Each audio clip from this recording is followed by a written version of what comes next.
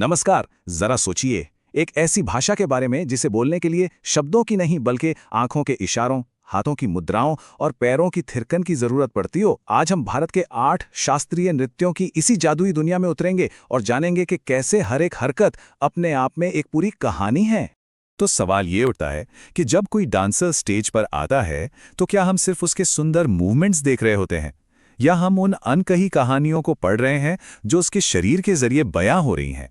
देखिए, भारत में इसका जवाब बिल्कुल साफ है।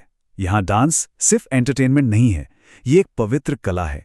ये हमारी परंपराओं, हमारी पौराणिक कथाओं और हमारे इतिहास का एक जीता जागता दस्तावेज है। यहाँ हर इशारा कुछ कहता है और हर एक्सप्रेशन एक एहसास को जगाता है। और इन गहरी दिलचस्प कहानियों को सुनाने के लिए भारत की संगीत नाटक अकेडमी ने 8 शास्त्रीय नृत्य शैलियों को मान्यता दी है। हर एक स्टाइल अपने आप में एक अलग दुनिया है, जिसकी अपनी अलग ग्रामर और कहानी कहने का अपना एक खास अंदाज है। तो आज हम इन डांस फॉर्म्स को उनके एक्सप्रेशंस के हिसाब से समझेंगे। पहले वो जो इशारों से कहानी कहते हैं, फिर वो जिनमें नाटकीय एक्टिंग होती है, उसके बाद कोमल और सुंदर शैलियां, और आखिर में दिव्य और सुंदर नृत्य। तो चलिए शुरू करते हैं। हमारी ये यात्रा भरतनाट्यम और कथक से शुरू होती है। ये दोनों ही डांस स्टाइल कहानी कहने की कला के उस्ताद हैं, लेकिन इनकी भाषाएं एक दूसरे से बिल्कुल अलग हैं। भरतनाट्यम में कहानी आंखों, चेहरे के हावभाव और हाथों की जटिल मुद्राओं, जिन्हें मुद्रा कहते हैं, से खुलती है। वहीं दूसरी तरफ कथक अपने पैरों की तेज थिरकन और कमाल के घुमाव से कहानी सुनाता है। मतलब एक में हाथ बोलते हैं तो दूसरे में पैर। तमिलनाडु से आया भरतनाट्यम भारत के सबसे पुराने डांसेस में से एक माना जाता है। रुक्मिणी देवी अरुंडेल और यामिनी कृष्णमूर्ति जैसी महान कलाकारों ने अपने शानदार हाव भाव और अभिनय के दम पर इस कला को दुनिया भर में पहचान दिलाई। कथक का तो नाम ही कथा शब्द से बना है, जिसका मतलब है कहानी। ये उत्तर भारत का एक अहम डांस है और पंडित बिरजू महाराज जैसे गुरुओं ने तो अपने असाधारण अभिनय और लय पर गजब के कंट्रोल से स्टेज पर कहानियों को मानो जिंदा कर दिया है।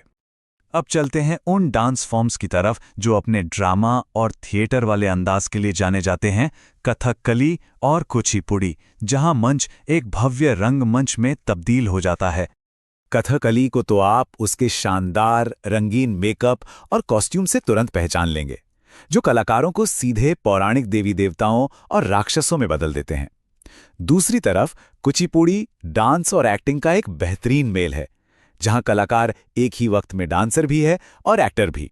कथकली की सबसे खास बात यही है, कलाकार एक भी शब्द बोले बिना सिर्फ अपने चेहरे के हावभाव, खासकर अपनी आंखों, भौहों और होठों और हाथों के इशारों से पूरी रामायण या महाभारत सुना सकता है।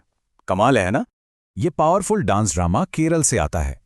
कलामंडलम गोपी और कलामंडलम कृष्णन नायर जैसे दिग्गजों ने अपनी दमदार एक्टिंग से इन पौराणिक किरदारों को स्टेज पर हमेशा के लिए अमर कर दिया। कुचिपुड़ी आंध्र प्रदेश की शान है। वेम्पति चिन्ना सत्यम और राजा राधा रेड्डी जैसे कलाकारों ने इस डांस स्टाइल को इसकी जबरदस्त एनर्जी और जानदार एक्टिंग के लिए पूरी दुनिया में मशहूर किया है। चलिए अब बात करते हैं उन डांस स्टाइल्स की जो अपनी कोमलता, खूबसूरती और नज़ाकत के लिए जाने जाते हैं, ओडिशी और मणिपुरी।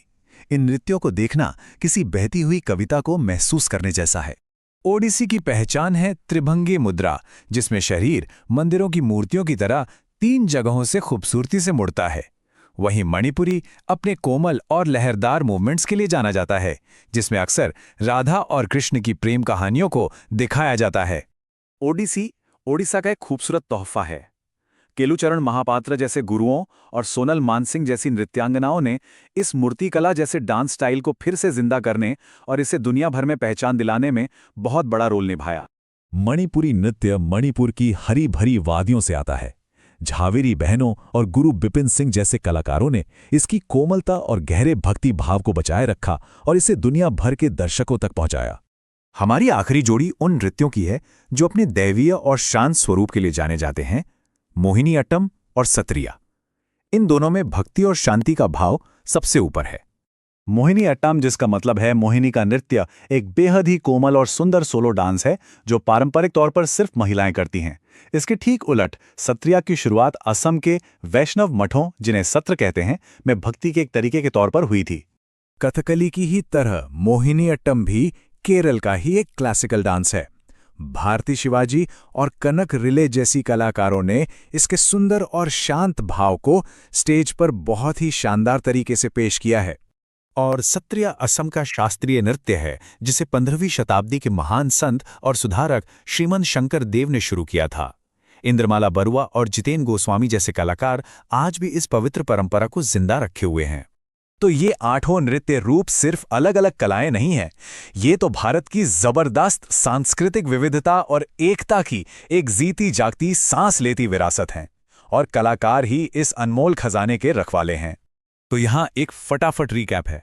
तमिलनाडु के भरतनाट्यम से लेके असम के सत्रिया तक भारत का हर कोना अपनी एक अलग डांस की भाषा के जरिए बात करता है, और यही विविधता तो हमारी सबसे बड़ी खूबसूरती है। और आखिर में एक सवाल, ये डांस फॉर्म्स सदियों से जिंदा हैं, जो पीढ़ी दर पीढ़ी कलाकारों ने हम तक पहुंचाए हैं। पर आज की इस तेजी से बदलती दुनिया में ये जीती जागती विरासत भविष्य में अपनी कहानियों को कैसे सुनाती रहेगी, इस पर सोचना जरूरी है। नेक्स्ट वीडियो देखने की लाइक सब्सक्राइब जरूर करें और बेल आइकन को दबाएं। धन्यवाद।